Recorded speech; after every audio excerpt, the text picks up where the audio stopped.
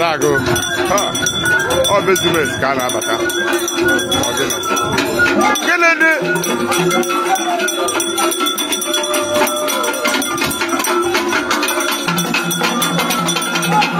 Oh, yeah, can never. I gave you go for it. Kennedy.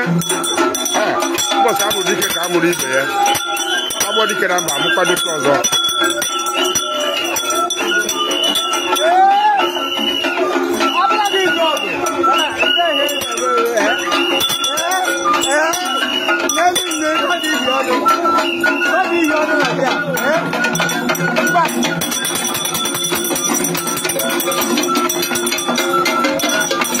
Thank you for watching. Please don't forget to like and subscribe.